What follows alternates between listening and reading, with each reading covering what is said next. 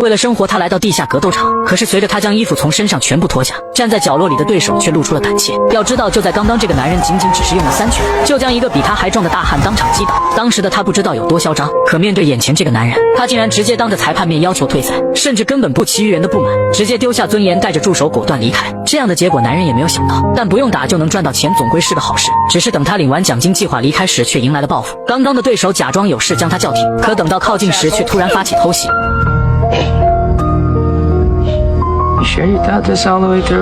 平淡的语气中似乎充满了力量，让这个原本还想刺杀他的男人一下就失去了勇气，果断选择逃跑。他低头看了眼匕首，就带着伤缓缓走向了自己的车。凭借多年的格斗经验，他知道匕首并没有刺中要害。从后备箱拿出医疗物品后，就直接计划自己独自成包扎。男人名为道尔顿，曾经是一名非常出色的 UFC 决斗士。当时的他不仅性格暴躁，而且还总喜欢到处挑衅。结果正是比赛的过程中，他被当场打脸，甚至一度被对手占据主动。直到最后一个回合，原本还处于劣势，他突然抓住对手的占据优势的他抓准时机将对方击倒，可也因为肾上腺素的疯狂飙升，他的脑子当时就只剩下打死对方。即使后面被裁判强行拖开，他依旧处于亢奋状态。挣脱后又再次追上去，重重的补了一拳。结果这一拳随即出了大事，对手竟然被当场打死。自此以后，他不仅被永久禁赛，误失杀人也成为了他这一辈的阴影。所以他在刚刚才没有用暴力去反抗。包扎好后，他计划在车里好好睡一觉。结果无家可归的他又遭到别人驱赶，无奈之下，他只能驾车离开。路途上恰巧遇到铁路的栏杆落下，在等待的过程中，他想了想，这样的人生不过也罢，于是毫不犹豫就驾车开上了铁轨。但随着火车的鸣笛声越来越近，他的内心忍不住又害怕了起来。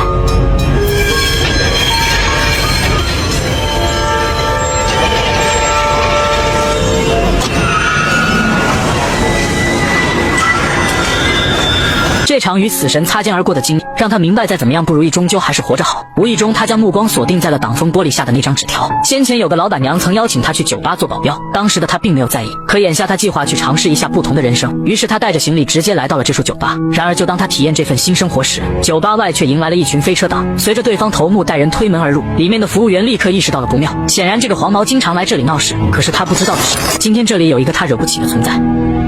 随着男人缓缓起身，一场不可避免的争斗即将展开。原来就在刚刚，几个飞车党突然赶到这处酒吧，随着他们破门而入，吧台上的服务员立刻意识到了不妙。这个牛仔头目是这一带出了名的无赖，每次他的出现，酒吧内必定遭殃。而一向嚣张惯了的他，这次更猖狂，竟然当众开始调戏另一名服务员。可他不知道的是，酒吧内新来了一名保镖。为了避免给酒吧带来更多的损失，男人计划先礼后兵。Billy, right? There's some thirsty customers waiting for you. I can handle these gents.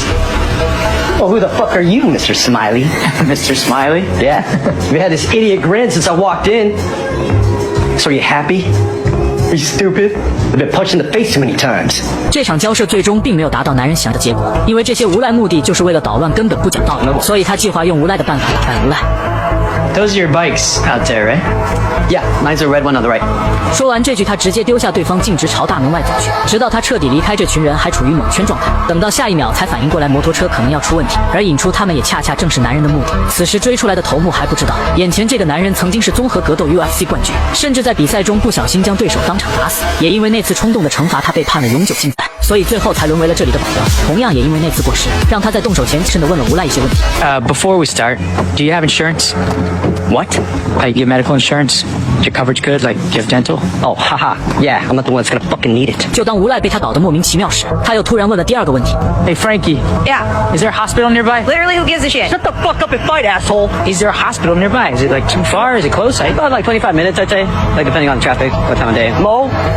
Shut the fuck up. 直到此时，无赖头目已经隐隐感受到了不妙，可仗着手下人数碾压，所以根本不听劝告。但另一边，男人的耐心也已经耗尽，再也无法忍受对方笑着嘴脸，直接动手。I just slapped you. You alright? What?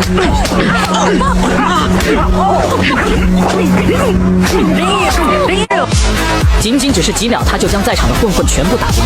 一旁的吃瓜群众没想到这瓜竟然这么劲爆。与此同时，男人见起到震慑效果后，有计划停手，因为他并不想把事情闹大。可此时的无赖头目当着这么多人面却死要面子，怒吼着要小弟一起上。见此情况，男人计划再也不守在自己。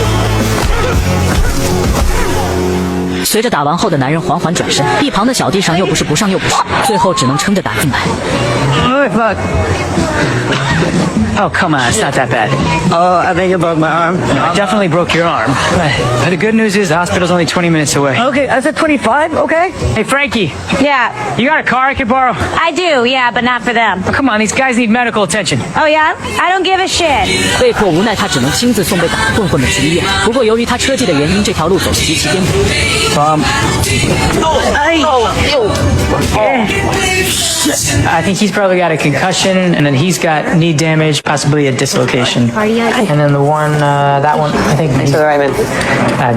Is that one in front of yours? No, I just broke his arm. 经历这次事件，男人在老板娘心中的地位一下提升了很多，酒吧内的治安也因为此变得好了不少。有个小胖妹还喜欢上了他，甚至还专门每天给他做饭。结果他吃着小胖妹做的饭，小胖妹也在每天享受着他这碗饭。然而平静的生活总是短暂，被打的那帮地痞实际受人指使，指挥他们的正是眼前的富商。他看中了酒吧那处的地理位置，计划在那投资一座大型度假酒店，所以才特地安排混混一直去酒吧捣乱，为的就是让老板娘经营不下去，选择妥协。但没想到男人的出现打乱了他的计划，就这样一场针对男人的暗杀也自此展开。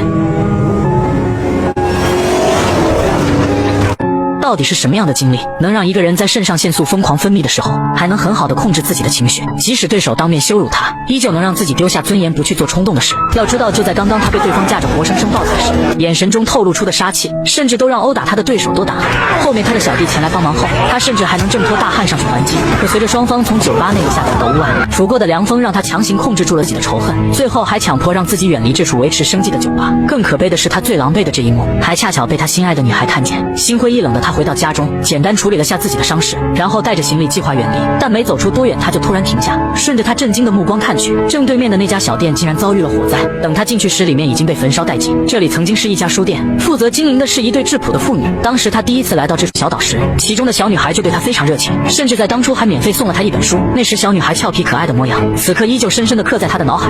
That little girl and her father. Ambulance took him to the hospital. Now get out of there.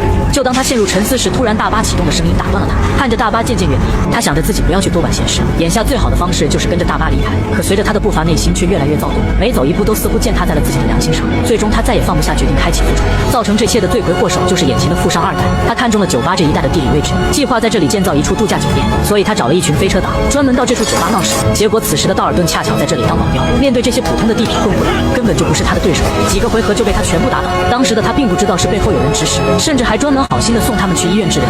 结果富商得知这件事后大发雷霆，要求手下用手段直接将他弄死。于是，一天晚上，等他从马路回家时，就突然遭遇了一场蓄谋已久的